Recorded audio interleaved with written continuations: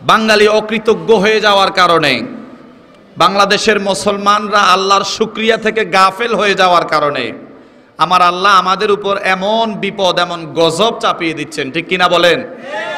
আমরা আমাদের জীবনটাকে শুধুমাত্র নামাজমুখী করে ফেলেছি। আমরা মনে করি যে আমি আরিফ মিয়াজি শুধু নামাজ পড়বো, নামাজ পড়লে আমি জান্নাতের সার্টিফিকেট পেয়ে যাব, অথবা আমার টাকা আছে আমি হজ করলে হয়ে যাবে। আমরা আমাদের ইসলামটাকে সীমাবদ্ধ করে ফেলেছি, ঠিক কিনা বলেন? আমরা যেই জিনিসগুলো মানতে সহজ হয়, যে জিনিসগুলো মানতে সহজ হয় আমরা সেগুলো মানতে রাজি, আর যেগুলো মানতে কঠিন সেগুলো আমরা মানতে রাজি না। দেখেন আমাদের একের পর এক আমাদের উপর আগুন, এটা কিন্তু মারাত্মক বিষয়, ঠিক কিনা বলেন? কিছুদিন পূর্বে ছিল চকবাজার ট্র্যাজেডি, কালকে গেল বনানী ট্র্যাজেডি। আর ওই সমস্ত বিল্ডিংয়ের মধ্যে আমার মতো এমন ছোটখাটো ছাত্র আলেমরা বসবাস করে না। বাংলাদেশের যারা হায়ার এডুকেটেড পার্সন, যারা হায়ার লেভেল, যাদেরকে আমরা আমাদের সমাজের চোখে উচ্চ মর্যাদা সম্পন্ন মনে করি, তারা ওইখানে থাকে, ঠিক কিনা বলেন? সদরঘাট এরিয়াটাও হলো বড় লোক এরিয়া, কিন্তু আল্লাহ তাআলা আমাদেরকে চোখে হাত দিয়ে বুঝিয়ে দিতে চাইলেন, এই বাংলার মুসলমান শোনো, তোমরা কি মনে করেছো, তোমরা নিজেদেরকে কি ভাবো, কি চিন্তা করো? তোমরা মনে করছো যে শুধুমাত্র নামাজ পড়বা, নামাজ পড়ে বের হয়ে আবার তোমাদের আকাম কুকামে লিপ্ত হয়ে যাবা। তোমরা তোমাদের নামাজটাকে শুধু তোমাদের ইসলাম, নামাজটাকে তোমাদের একমাত্র ইসলাম মনে করেছো। না, আমি তোমাদেরকে হায়ার লেভেল থেকে, হায়ার এডুকেটেড পার্সনদের ক্ষতির মাধ্যমে আমি আল্লাহ তোমাদেরকে শিক্ষা দিতে চাই, ঠিক কিনা বলেন? আমার বন্ধুগণ, গতকালকেও একটা ঘটনা গেল, আগেও একটা ঘটনা গেল। আলোচনার প্রারম্ভেই সে রব্বে কারিমের আলিশান দরবারে দোয়া করি, আল্লাহ তাআলা যাদেরকে নিয়ে গেলেন এত কষ্ট দিয়ে, আগুনের কষ্ট বড় মারাত্মক। আমি বলেছি, আমি আপনাদেরকেও বলি, এখনো সোজা হয়ে যাওয়ার সুযোগ আছে কিনা? আছে, এখনো সোজা হয়ে যাওয়ার সুযোগ আছে। ওয়ালা তুখাতিবনি ফিল্লাযিনা যালামু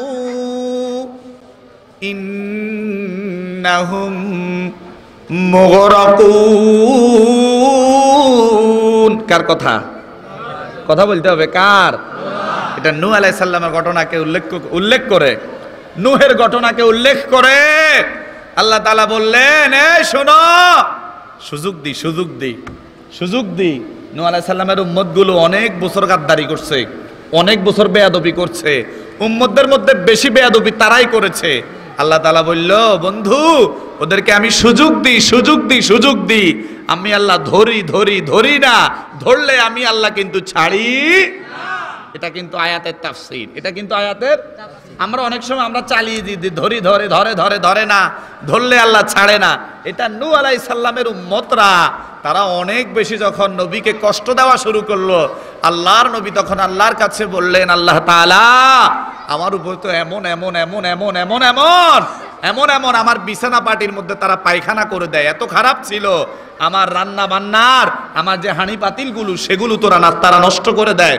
আল্লাহ তাআলা বললেন, বন্ধু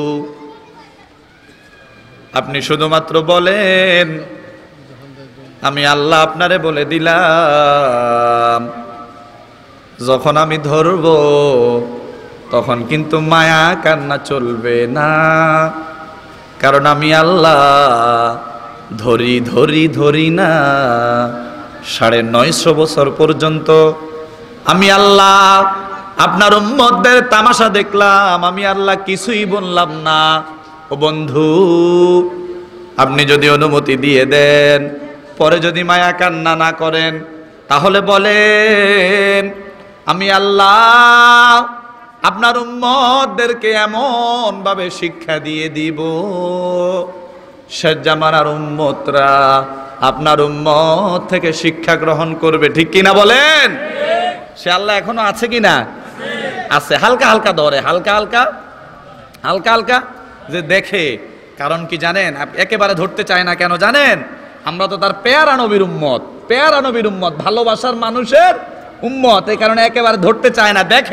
দেখে মনে করেন উনি আমার বাবা, আমি শুধু উনার কথা অমান্য করি, বাবা আল্লাহর কাছে দোয়া করে আমার সন্তানটাকে একটু ভালো করে দেন, প্রিন্সিপাল হুজুরের কাছে যায়, হুজুর একটু দোয়া করেন না, আমার ছেলে আরিফ মিজি নষ্ট হয়ে গেছে। শুকুরশি মসজিদের হুজুরের কাছে যায়, তাহাজ্জুদে কান্না করে, মসজিদে নিয়ত করে আমি মসজিদের টাইসটা করে দিমু, আমি মাদ্রাসার ছাত্রদের পাগড়ির ব্যবস্থা করে দিমু, চাউলের ব্যবস্থা করে দিমু। তার মানে বাবা শুধু শুধু ধাপে ধাপে আল্লাহর কাছে বলে, আল্লাহ একটু দেখেন না, আল্লাহ আমার ছেলেটাকে মানুষ করে দেন না, আমার ছেলেটাকে মানুষ করে দেন না। যেই বাবার এত দয়া, তার চাইতে কোটি কোটি কোটি কোটি গুণ বেশি যার দয়া, তার নাম কি? জোরে বলেন না, তার নাম কি? 100 ভাগের মধ্যে 99 ভাগ যিনি রেখে দিলেন, 1 ভাগ মাত্র দিছে। 1 ভাগ দেওয়ার পরে আমার বাবা মার এত দয়া, তাহলে ওই মাওলার কত দয়া কল্পনা করা যায়?